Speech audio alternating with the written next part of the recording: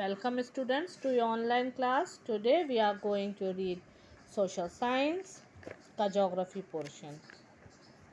Chapter number 15 Agriculture, major crops and case studies यानी कृषि और उसकी मुख्य फसलें और उसके मामले का अध्ययन.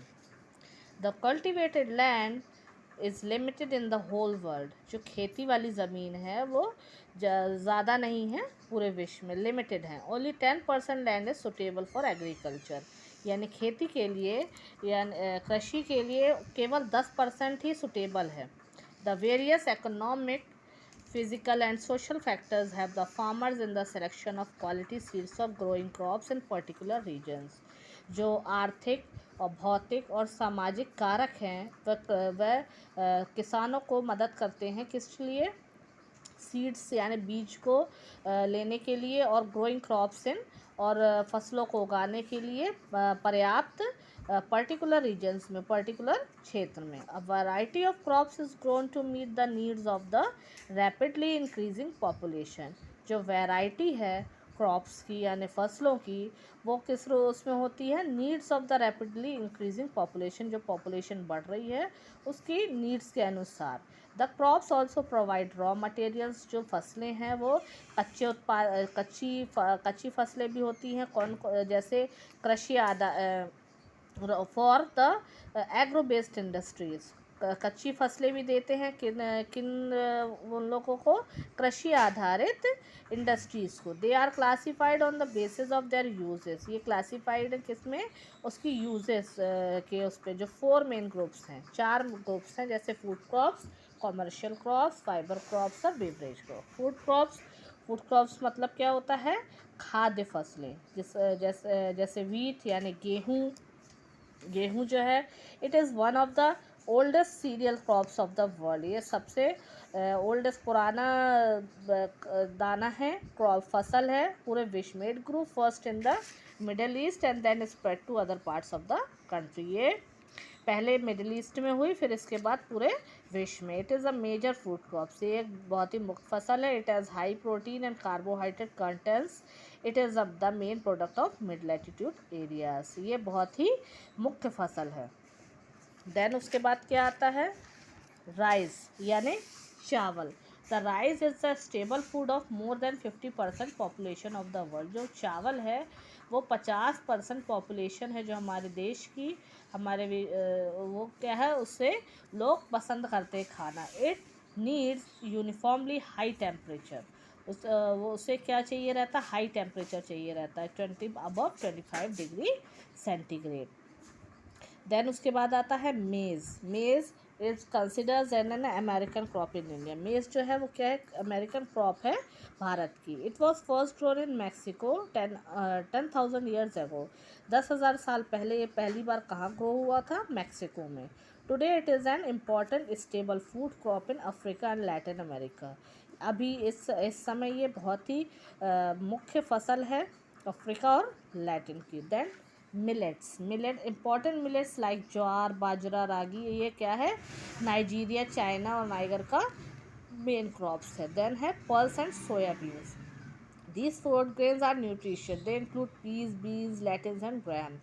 ये बहुत ही मुख्य और न्यूट्रिशियस फूड ग्रेन्स है, जैसे पीस, बीन्स, मटर है और सेम है, ग्राम्स हैं.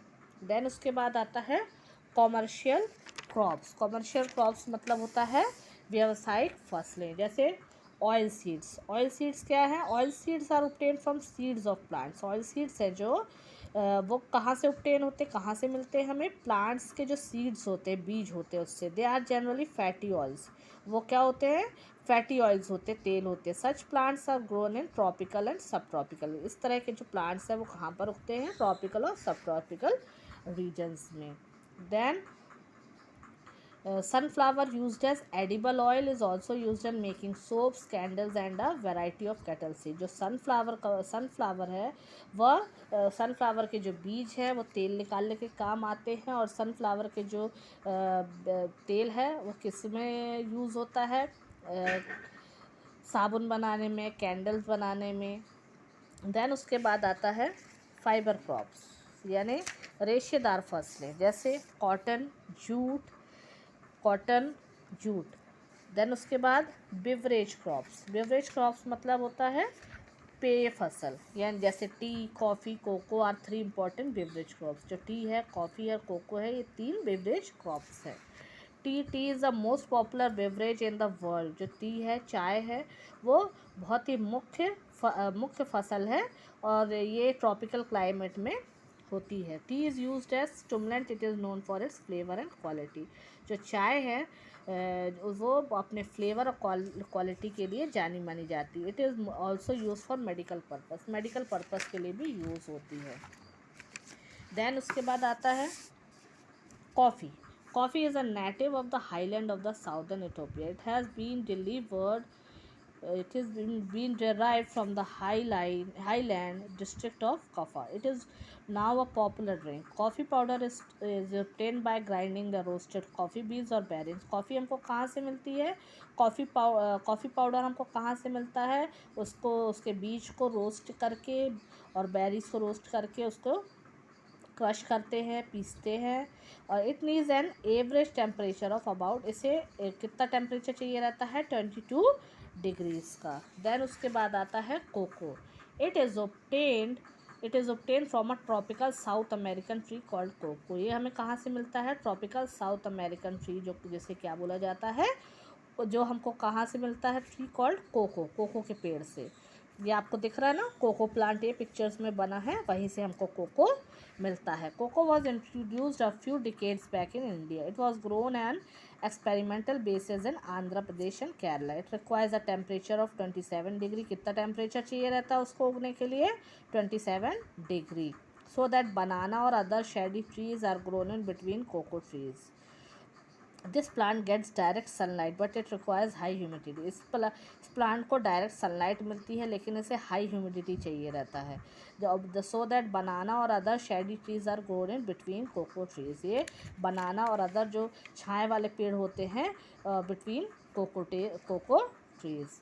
ठीक है बेटा, ये आपका चैप्टर जो हमने समझा है, ये सेकंड पार्ट इसका आपको नेक्स्ट वीडियो में मिलेगा। Thank you.